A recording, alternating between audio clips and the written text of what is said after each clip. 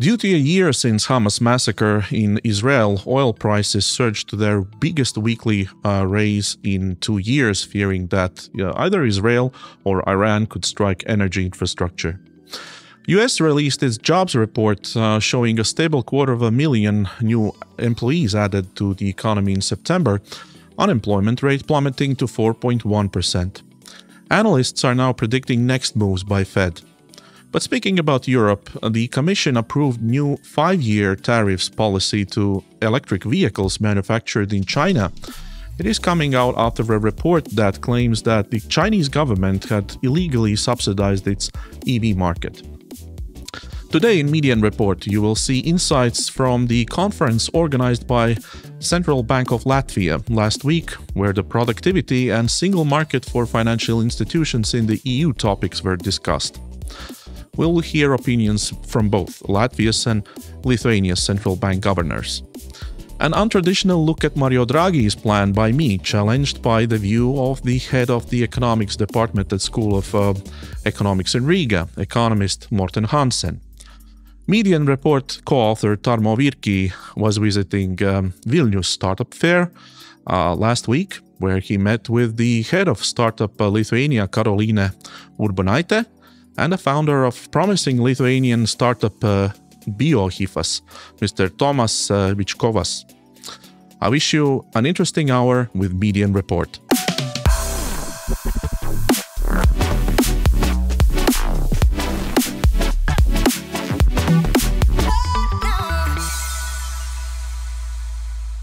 Three Baltic countries seem to start putting all cards on the table when it comes to Rail Baltica project and the still ambitious plan to launch it on 2030, or roughly 5 years from now. Estonians have calculated about 200 million euros still missing, but are relatively calm about it. They're more worried about Latvia's position, which now claims to finish Riga-Kaunas track first and only then figure out the way to connect to Estonia. Latvia has announced that it's missing up to 700 million euros in the first stage and still about the same amount in the second part of the project. Plus, there is a misunderstanding about what to do with already half-constructed but not approved by EU stage that goes through Riga city center. If Estonians already are constructing rails and increasing the speed of implementation, Latvians are still planning. And this particular quote is coming from the Minister of Infrastructure in Estonia, Mr. Vladimir Svet. He says, "The truth is that if we want Latvians to remain motivated, we must constantly be one step ahead of them and show that there are no obstacles on our side. At the same time, we have to take into account that the Latvians may not be as fast as us." End of a quote. Well, so far the Baltic cooperation looks like that fairy tale about 3 piglets who were constructing 3 separate buildings to feel safe from the wolf. 51% of Lithuania's residents call themselves a middle class. It is a declining number, says a report by Swedbank's Institute of Finance. Compared to Latvia and Estonia, this number is still pretty high. Owning a house is still the most important criteria for a person to consider itself a middle class. Survey shows that a person who does not worry about debt payments and buying groceries most likely will consider itself a member of a middle class. 53% of the population say that they have enough money for basic needs, 24% can afford more expensive items with little or no saving, and 21% have only enough money for basic needs. Last week, Europe's leading tech investors gathered in Tallinn to get to know deep tech and defense industry startups who have already been vetted as promising. Estonia's goal is to have 500 deep technology companies operating in the country by 2030. But one of the early members of the startup community in Estonia, Mr. Alan Martinson, gave a public promise that in a few years' time we can expect at least one unicorn startup also in the defense industry. Tarmo has visited a very serious event in Vilnius in Lithuania. Hi, Tarmo. Good morning or good evening, whatever time you're listening to this show. Yes, I'm still in Vilnius, enjoying this beautiful town in the southern outskirts of the Baltic countries. Yes. So Vilnius Startup Fair, or how it's really called? Is this a startup day or how it's called? Yes, it's a complicated naming thing. In Vilnius, it's Startup Fair. In Tartu, it's Startup Day. And Riga and Tallinn have their bit more unique names. In Riga, we have Tech Chill. And in Tallinn, we have Latitude 59. Probably Latitude is the largest of these, at least kind of from the startup business perspective. While Startup Fair was, I would say, it was by nature very Lithuanian, which means that out of, 30 or 40 startups which were pitching, about 95% were Lithuanian, which is okay, actually, for starters. Yes, but at the same time, out of, let's say, Slush is working really hard. Slush is the largest startup event in the whole of Europe, probably. Slush is working really hard to get the, 10 or 20 Finnish startups into the top 100. So it was a little bit, for my nature, a bit too Lithuanian maybe. But at the same time, I do understand the point that if the organizers are the local ministries or innovation agencies, they need to put the Lithuanian startups, early stage startups on the map. And if they organize a reasonable amount of the European investors here and also kind of industry, so it makes sense for them, of course, to put forward the Lithuanian startups. You, Tarmo, you're a regular in these kind of events. So what surprised you this year? Yes, I'm a regular, the old school. I didn't say that. I've probably done about 4 or 5 of startup fairs over the last 10 years period.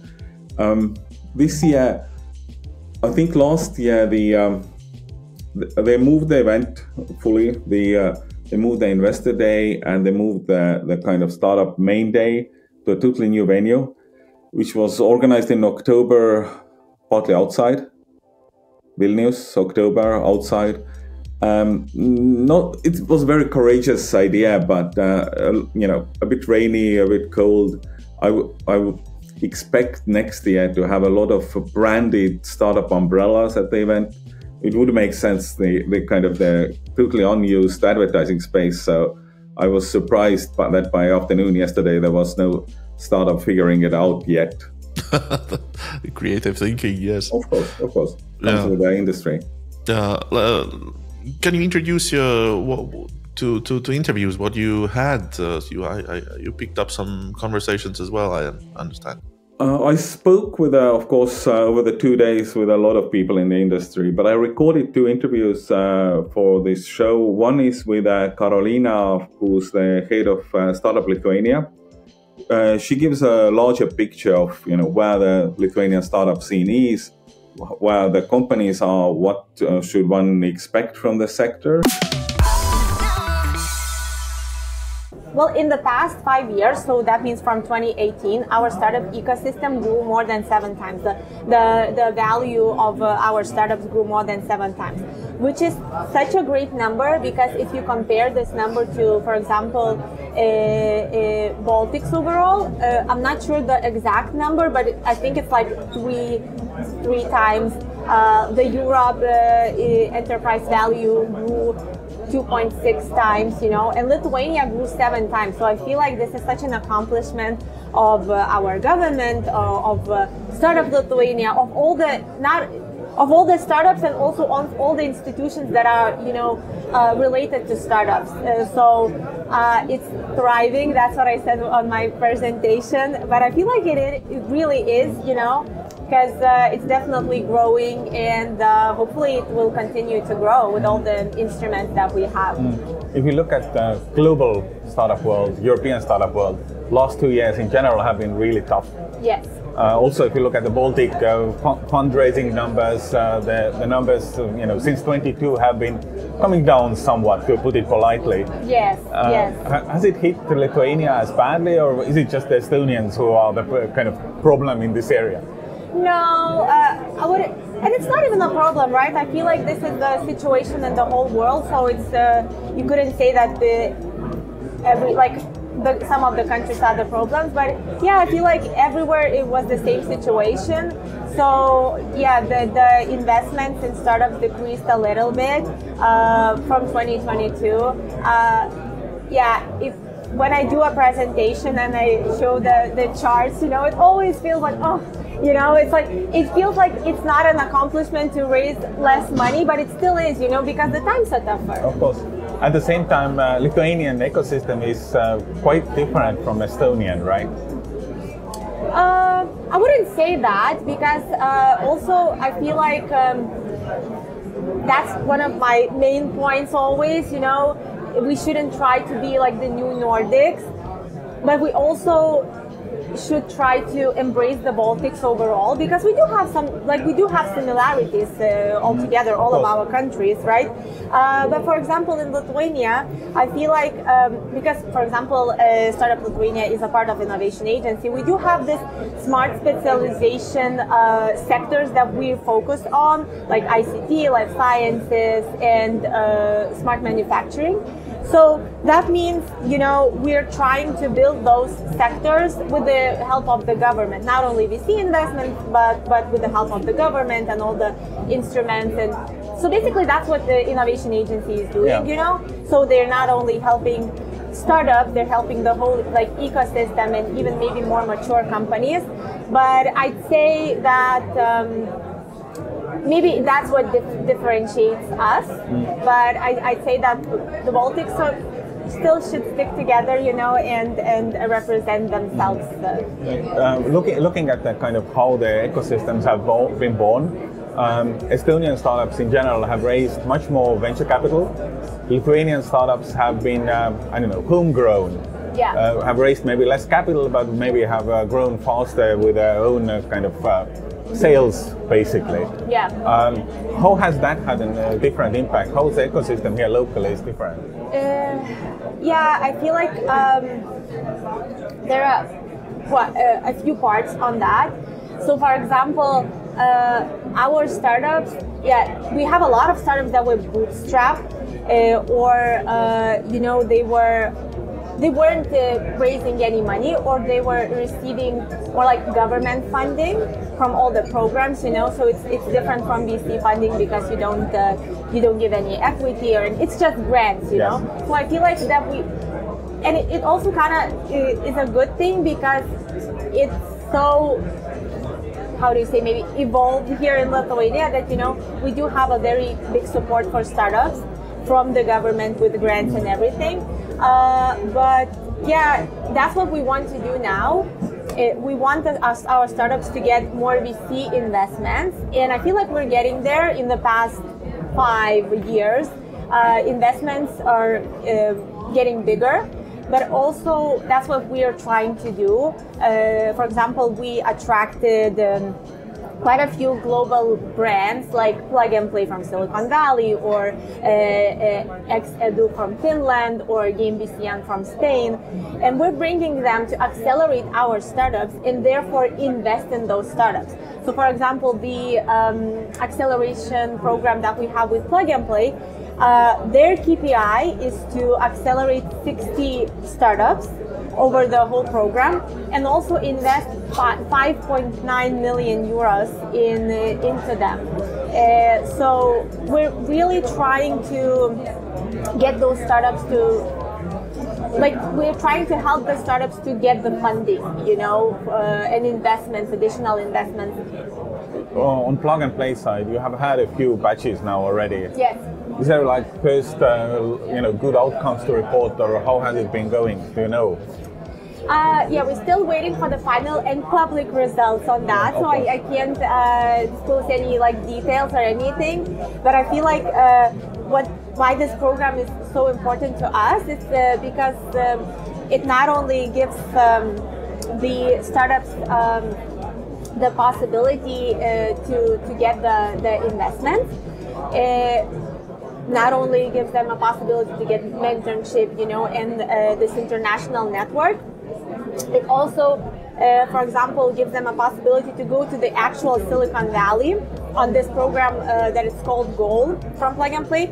So from the first batch, we have 2 companies that are going to Silicon Valley. So that means they're raising money. They got their investments of the 30,000 from Plug and Play, and then they're going further, you know, more like international, more global, where they can pitch in Silicon Valley, where they can, you know, network, get the VC contacts over there, and just, you know, try to get as many investments as they can. So I feel like this is one of the best outcomes, but also, as I said, it's not public yet, but I did have a conversation with a few startups, and they said, you know, they really got great contacts from the program, because that's what we wanted to do with this program, because it's international. You know, we don't want only local players to be involved. So that means if you're participating in that, you can get access to other international players, you know, and get introductions with them, and then, you know, try to get investments from them, or just become more globally known brand. Absolutely. Now you have moved the event here. I remember last year when the event was finished, the finishing words were something like, "We will," you know, the government said that we will try to stop doing this.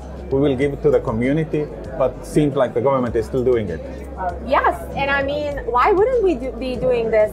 We are growing this whole ecosystem, right? We're trying to help them, and we want to give them an event that's, you know, full of great keynote speeches, full of great panels, and really good with the startup pitches, you know, pitch battle. I feel like we started this event, right? It's been 12 years already, because it started from 2012. And we will continue doing that. If you would need to kind of pick a couple of the stars of the local ecosystem, if the people from, you know, outside Lithuania are listening or watching this, what companies should they check out? I don't like this question, because I never like to be biased. I know you have like thousands of them, and you love all of them. Yeah, but I understand what you're asking of. So I think that even in my presentation today, and, you know, I feel like this company is very popular, especially this week and last week. I think I would pick Avoka, and you should definitely have a conversation with them. So this is like an online marketplace for used car parts.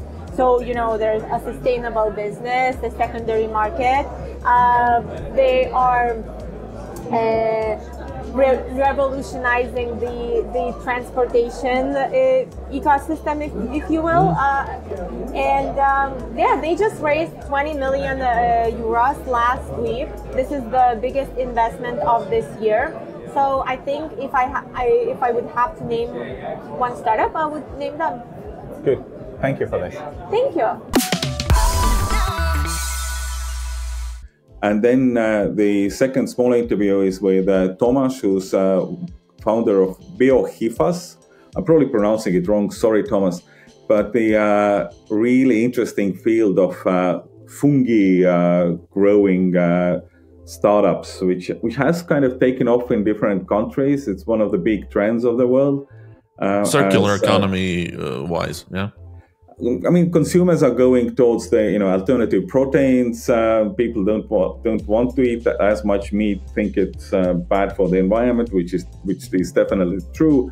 So there is definitely a strong demand to be seen for the fungi startups for either doing the protein or something else from the mushrooms, basically.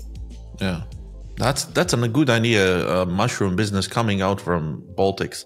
It's a kind of a traditional thing. Yes, I mean, during the interview, I think we had a good laugh about rain and mushrooms and startups. It all makes sense. Of course. Okay, thank you for your contribution, Tarmo, and we'll see you next time. Thank you. See you next week. We are building technology how to use side streams and make them into the food. Okay. So that's the main core of our idea. It's as well connected with alternative proteins, but the most important part that we just not only use like alternative proteins from prime sources, but we find ways how to upcycle what is not used anymore. or used in low value chains, product chains. Okay. And side streams could be anything? Waste food? No? For us, it's we couldn't take like food waste because it's already processed, and when we get it, it's already kind of start some processes inside. So we are looking into industrial food and beverage side streams, which are in big factories in big quantities, and where it's possible to control it, to get it, safe for food consumption. What would be a good example? Beer breweries. Okay. They're in every world, in every country, and it's a lot of waste there, and it's possible to control it to make it food grade. Okay. Yeah, as well, it can be sugarcane factories. It can be, hemp production. Yeah. Okay. Where did the idea come from? Well, actually, I was building a house also from waste. I was using wheat straws, where it's like this clay bay houses I was building, and at the same time I was going through some courses about alternative protein field. And there I found out about fermentation technologies, about different microorganisms used for producing proteins from microorganisms. And that was the idea. I was building a house from waste, and I was reading that it's possible to use microorganisms to ferment the waste. Okay. And is there some special know-how related, or do you have biologists in the team, or are you a biologist yourself, or what's their background? Yeah, my background is management, business information management, and I was working for animal rights for a long time, been activist. So I'm more concentrated on, kind of marketing, on business development. And in the team there are two scientists. One of them is PhD. Paulina, she's has background in fermentation and food technology. And other scientist, he's PhD candidate, and he is his thesis is on how to cultivate mushrooms on side streams. So basically, the fermentation you're doing is related to mushrooms? Sorry? Mushrooms are related to what you do, or? Yeah. So we use like, there is a fungi, so the mushroom is the fruiting body, the top, and then there is a mycelium, which is the root. So we exploit the roots. We don't grow, what is on the surface. And our goal is to kind of make the substrate from side streams. So it's like in nature, there is earth where the mycelium, the roots grows. So we kind of create the substrate from side streams, and then the mushroom roots grows there. This seems to be like a really, field which is expanding or thriving. Right. Yes. There's a bunch of the fungi companies also in the podcast series. I think we have had like 4 or 5. Okay. We had Eniter from Finland, who's doing it really kind of already industrial scale, right? Okay. And some of the American companies and some of the scientists are doing fungi batteries. So it's been one of the kind of over 100 episodes. Well, quite several of them have been talking about the fungi. Okay, yeah. So, well, I'm amazed by the fungi. This is an amazing microorganism. I mean, we use solid state fermentation, and there is this interesting technology of precise fermentation. Where you can, take the fungi, edit it with genes, and it can produce different molecules. So that is something really, really amazing.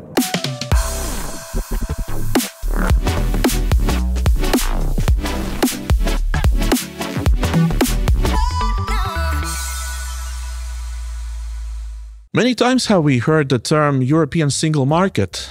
Now, with Mario Draghi's report out, it has been looked at more closely, and many have asked questions: are we really living and breathing 100% free single market among EU countries?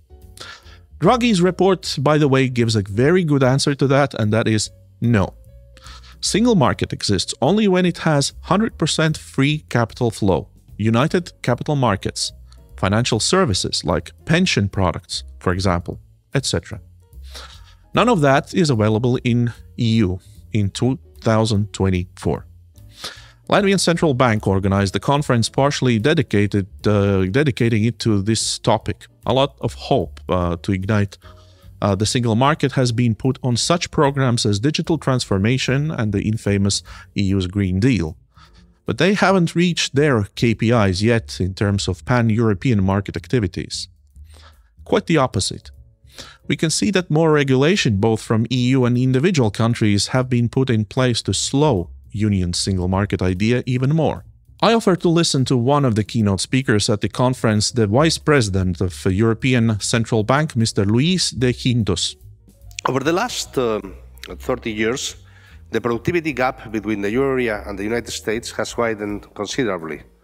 This divergence has been driven by relatively weak total factor productivity growth in the euro area, and since the global financial crisis, insufficient capital deepening. To understand this productivity gap, we must look at the structural challenges we face. As Mario Draghi highlighted in his recent report, one key issue is that Europe largely missed out on the digital revolution. While the United States capitalized on its high-tech sector, many of the euro area's most productive frontier firms are concentrated in mid-tech sectors with limited potential for productivity growth. The divergence is not due to the level of public research and development expenditure or the quality of our research, but rather to sectoral specialization and the lack of coordination in investment and innovation policies across member states. Total investment ratios, both private and public, as a percentage of GDP, are also lower in the euro area than in the United States.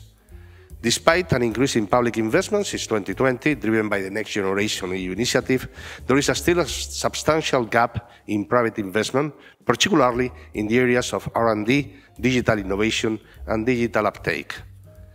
The decline in total factor productivity growth among high-tech frontier firms in the euro area partly reflects their age, as older firms are typically less productive.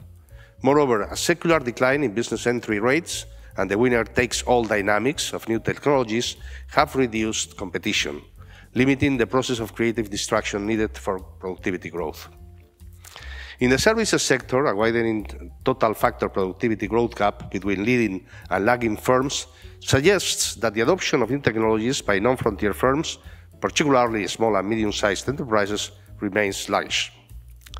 The European ecosystem of small and aging firms struggles to compete globally. If we do not act quickly, their comparative disadvantages will only grow in this era of rapid technological progress. Our firms face scaling up, as Valdis Dombrovskis has indicated, challenges, skill shortages, and framework conditions that are not conducive to radical innovation, but instead favor marginal improvements in mature technologies. Business dynamism is stifled by intricate regulations and overlapping governmental institutions and tax systems. This restricts the creation of innovative firms and the reallocation of resources to the most productive, undermining productivity growth and competitiveness. These complexities are amplified across national borders, further limiting the ability of European businesses to scale up. Europe's productivity would be higher if more innovative firms had a better environment. Since its inception, the single market has made significant progress in fostering growth and convergence across Europe, but the environment for innovative firms still leaves much to be desired. Enrico Letta's recent report offers a comprehensive perspective on the single market, highlighting the as yet untapped potentials. His proposals to streamline the regulatory burdens, favor regulation instead of directives for greater harmonization, improve administrative capacity, and introduce a European business code of the 28th regime merit particular attention. A larger and more integrated single market would call for a single, deep capital market to finance the EU's competitive firms. Greater economic integration in the EU will bring greater financial integration. Numerous proposals have been made to develop the Capital Markets Union, and the ECB's Governing Council issued a statement on the topic in March 2024. Let me first focus on the proposals aimed at fostering the growth of competitive European firms. As companies progress, they require diverse sources of financing and need to be connected to stakeholders who can best support them through their growth phases. However, Europe's financial system is predominantly reliant on bank lending, which is not ideally suited for financing young, high-risk firms.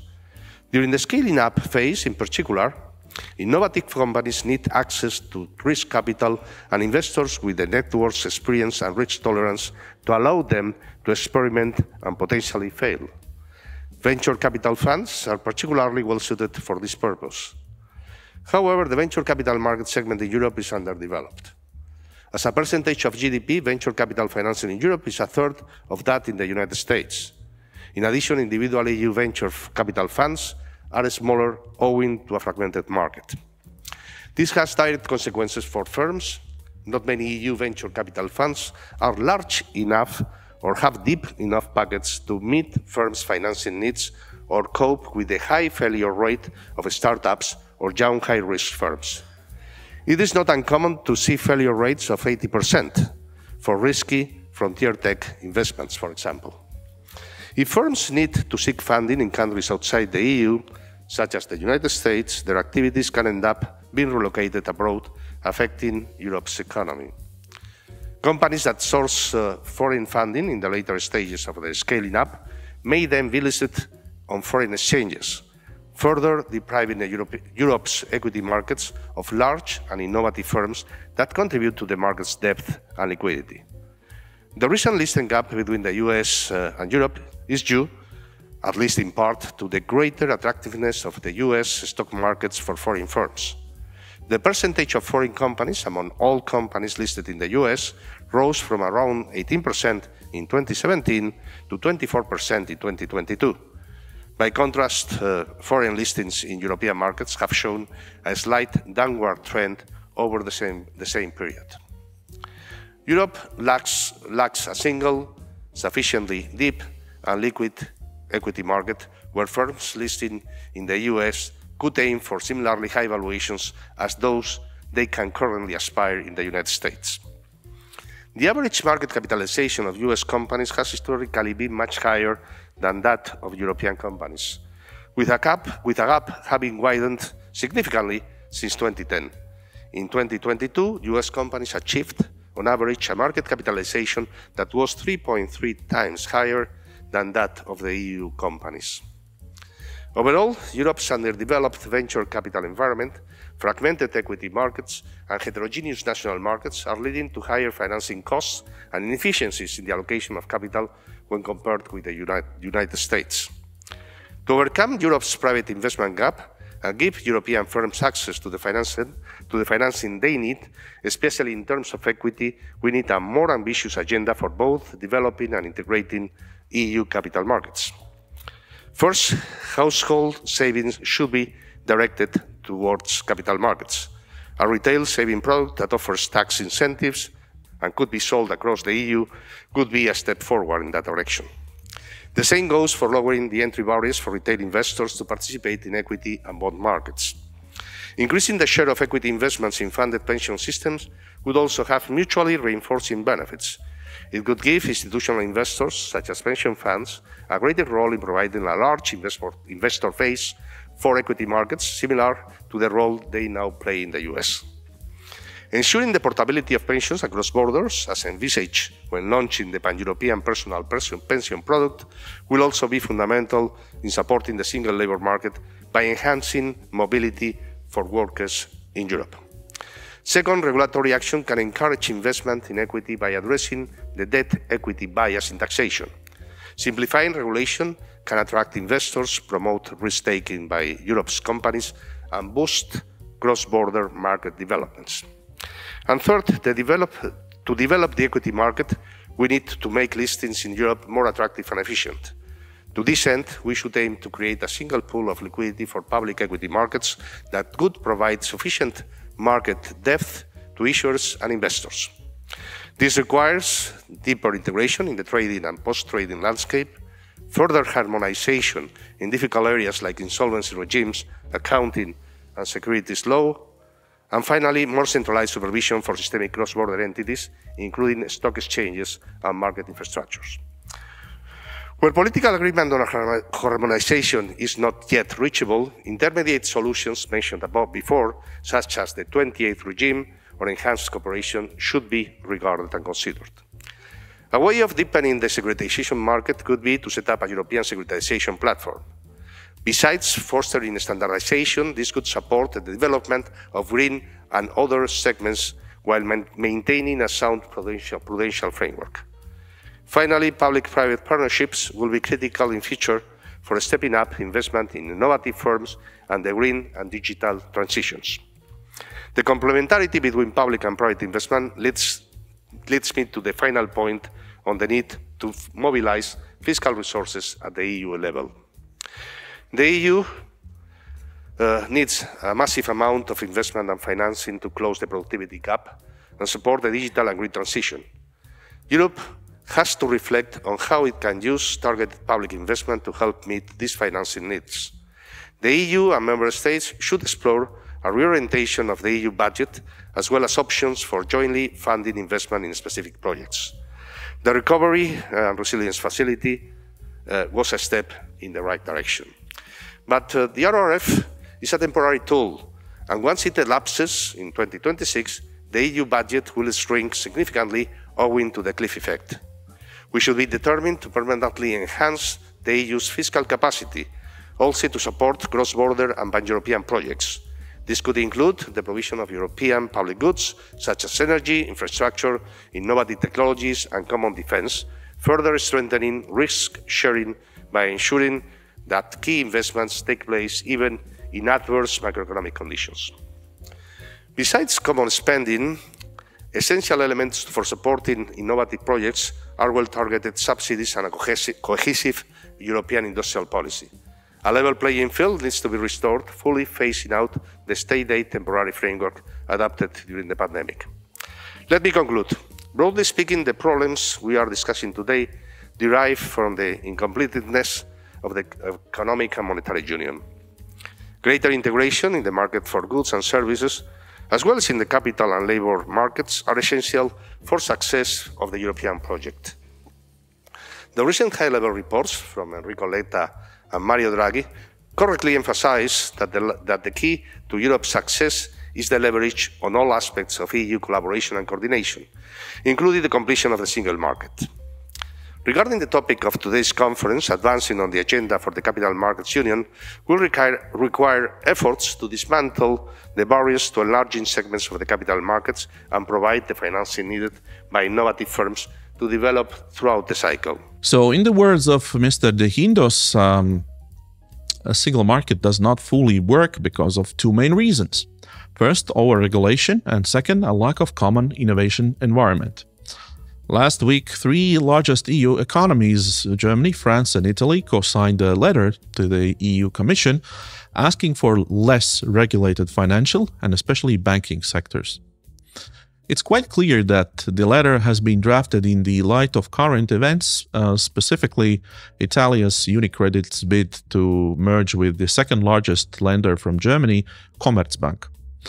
Only regulation and politicians stay in their way to prove that we are on the right track towards single common financial market, also in the European Union. There is a need for a groundbreaking change in regulation that can unleash the potential of bank consolidation in Europe. The same as it happened with the single banking license in the 90s. The crisis management and deposit insurance could be the game changer in the current 20s. And for that to happen, there needs to be an agreement, especially between member states, because we all agree in Europe about that, but then there's need to take it to the decision-making process. And that would probably give way to an unfettered movement of capital and liquidity between banks, and that will propel the cross-border banking in Europe. But there is more to it because regulation has become complex, and there are some elements that are in favor of cross-border banking and some other factors are against. My call would be call for action for politicians. Let's choose the European perspective. Let's open the single market and open up the potential of the single market, rather than have our own small cottage industry and vegetable garden, rather than gain on the scale, on the competitiveness, on the price, on the flexibility of services. Because without financing, there is no investment. And the very important thing of the Draghi report is that it kind of puts it into the perspective. If we fail, then that is going to be much more difficult later on. And I fully agree with Gasos. I think this kind of agenda being driven forward, that, okay, we need to do this, we need to do this, it will create some results. And I hope that Europe will move forward more decisively without a crisis. There's been lots of improvement after the global financial crisis. But as soon as it seems more or less fine, we seem to have relaxed. Okay? If you take an exam, there is no need to fail it to understand that you need to study for the exam. Okay? We kind of tend to wait for the failure, and then we see that we need to pick up. We are three Baltic states, Lithuania, Latvia, Estonia, and we are basically having the same bank names in our countries. And whenever I talk to the banks in Lithuania, how come we have so different banking traditions, numbers, and they say, look, there are so many different regulations. I think we did a good job, you know, like making it more similar in terms of this prudential, supervisory regulation perspective. But what regards the consumer protection, and that's very important. What about the bankruptcy law and its differences? And that's what's important for the banks which make business. So I think this is the area which is still not touched upon, and that is why, you know, if you are in Lithuania, if you are a Lithuanian company, you may have a loan from a bank in Lithuania, and you go with the same name in Latvia, and you most likely you don't get the loan there because they don't know you. Simply, we can't get the data from registries. So I jump into the other. We like to talk about so much about digitalization. How are our database? I mean, in a way, they are digitalized, of course. Are they interlinked? Are they interlinked not only in the country but also on the European level? If you want to make, if we really talk about single market, that's the essence. And to be very clear, I don't think these differences will disappear even if we do the best policy. So we have different legal origins, we have different preferences. I mean, these are just deep-rooted issues which will not disappear. But having said that, we have very different regulations across countries for areas which are very important for banks. If you just take insolvency-led regulations, so there have been attempts for more harmonization, but it's very different rules that apply across countries. The same with the mortgage market. That's actually a reason also why the responsibility for dealing with systemic risk in the mortgage market is with the national authorities, because we have so many differences in terms of lending standards, lending terms, and so forth. So, I mean, these are all things which, of course, make it difficult, in particular for small countries, for banks to invest in that type of local knowledge. And this is not just about the language; it's just about all the regulations that apply. But I mean, we should invest all of our efforts to get rid of these differences. And CMU could actually be, Capital Markets Union could be an important lever. But we also need to be realistic that not all differences will disappear. Certainly, whatever we can do within supervision is not to stand in the way of more cross-border integration. And so we have clarified indeed how we would treat cross-border mergers, what are the conditions we treat them with the same standards as domestic mergers. So anything we can do to kind of within our remit to make sure that cross-border activity is not hampered, that we certainly do. Second point about complexity. So, I mean, this is, of course, and I alluded to that at the beginning, yes, the current regulatory framework, supervisory framework is complex. And again, to be realistic, this complexity won't disappear because just modern banking is very complex. And so we need to also make sure that we address the relevant risks. And also partly the complexity is due to exactly the same type of national regulations that then feed their way through consultation processes, negotiations in Brussels. So I think in the end, people say, well, we would like to have a less complex framework. But when you look at the process, how we get there, there's just lots of reasons also to some extent protecting maybe national interests, why this complexity then makes it into the framework. Clearly, again, what we can do, we help and support to reduce complexity, and I mentioned that we start with our own internal procedures, how we do supervision, and we have a big reform project underway, which will also it's being communicated to the banks. So I think this is also well understood. One aspect of complexity and a lot of actually time and energy that goes into is the use of banks' internal models, which of course we fully recognize because it's part of the regulation. But that is, of course, it's also internal models are not always simple. They're also complex. It takes time. So we also encourage, and we've also have guidance out there of how banks can reduce the complexity of their internal models using less satellite models and so forth, and we certainly support that. So again, everything we can do to reduce complexity, we do. The issue was mentioned about the buffers. Maybe we also come back to the large versus small banks, how we treat them. I actually think the systemic risk buffers are absolutely needed, and this is also related to the discussion that we had here on what are the benefits, but also the cost of banks, of large banks, of complex banks, of systemically important banks for society. I think this was a great lesson learned, an important lesson learned from the financial crisis, that we need higher risk absorbers, buffers in the larger banks because they're just systemically more important. And this is exactly the framework we've put into place. I wouldn't necessarily label it gold plating. It always sounds like it's something, it's a nice to have. I think it's a must have that we have these buffers. And we have, of course, a very clear and very transparent framework around it. So we also communicate that. So I think it's also, I think for the banks and also for society to which this also ultimately benefits, it's also clear to understand what we do.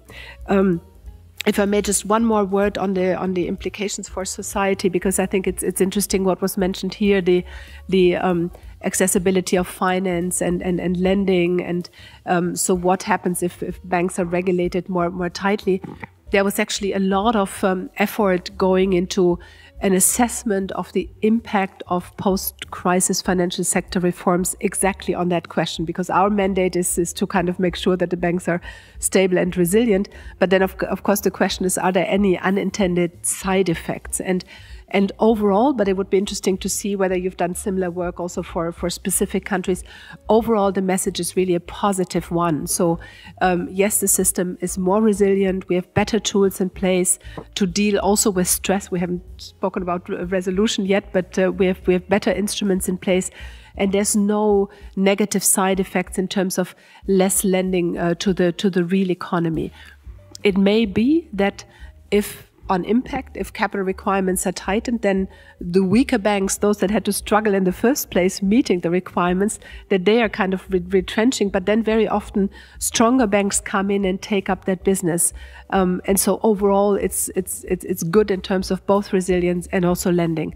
But again, these are a little bit aggregate effects, and of course, looking across countries, and it would be interesting to see. There might be corners in the system where this does not fully apply, but I think this is important also for the society debate about the reforms that have been implemented.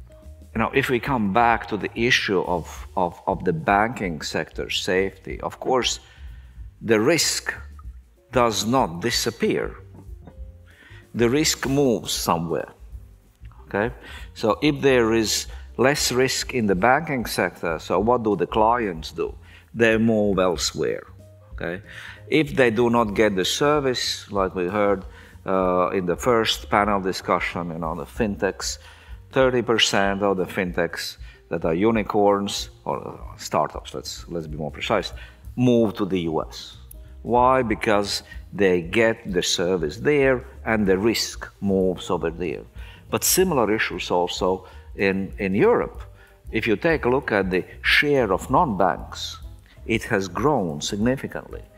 And so the risk moves away from the banking system, but it moves into the non-bank system. So the complexity of the financial system perhaps could even increase because it is less transparent in that part of the economy.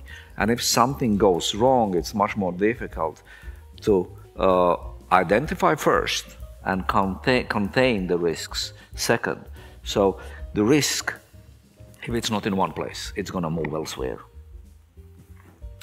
Maybe first, Gonzalo, and then we come to you. Yeah. Oh, yes, I wanted to pick up on the comment of Governor Kazāks that, and as you mentioned very graphically, that the boats have to go out of the harbor, and that means risk because there is a tough sea there in front.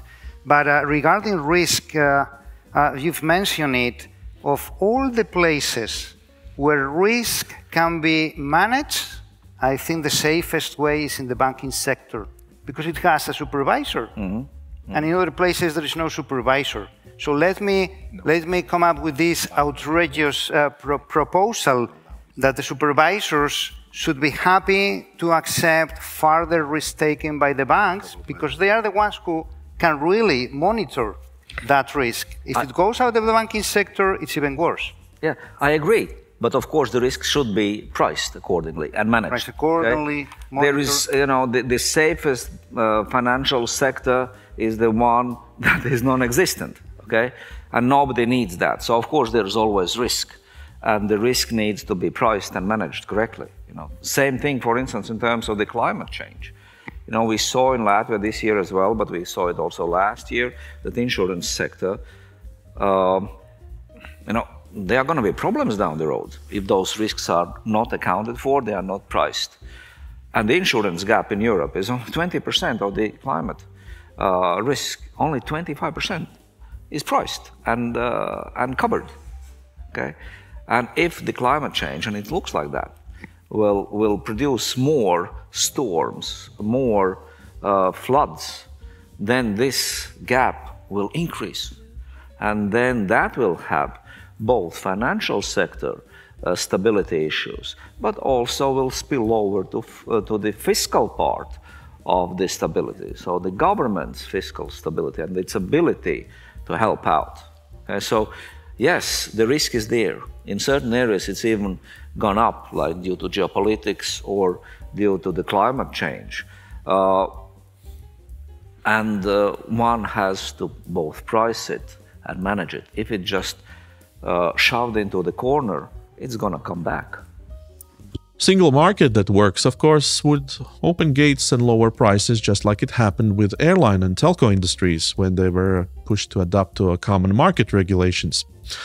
But there is one more thing that did not leave my mind when I was listening to all the speakers.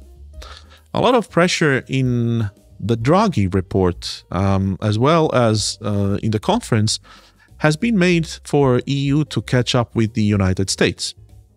The plans are so bold that our productivity levels should go up by hundreds of %, as our working hours and commitments to common single market. At one point, it reminded me about this cartoon. For those who don't see, I will describe. There are people sitting around a bonfire, and the leader is saying, and I quote, "Yes, the planet got destroyed, but for a beautiful moment in time, we created a lot of value for shareholders." The end of quote. I'm afraid that when gaining speed to catch up with the US, we are not losing the beauty of a lifestyle that is so essential to many European nations. Look at the Gallup's World Happiness Report. It measures societies not only by gains and volumes of GDP, but also social protection standards and practices, on the quality of safety nets in place, how people feel about their future, community, family, protection, etc. So it includes a lot of soft but still measurable KPIs that matter more to people and less to academics, economists, and yes, politicians. And here's the list of top 10 happiest countries in the world. As you can see, only Israel is not a European country in this top 10. Finland, by the way, ranks number 1 for the 7th year in a row. But where's the United States here in this list? Well, it's in number 23, a drop from number 15 last year. Like this cartoon I mentioned, I recall a recent documentary by PBS Frontline, where a reporter dedicated 34 years to follow 2 working-class American families and record their struggle to improve their financial stability.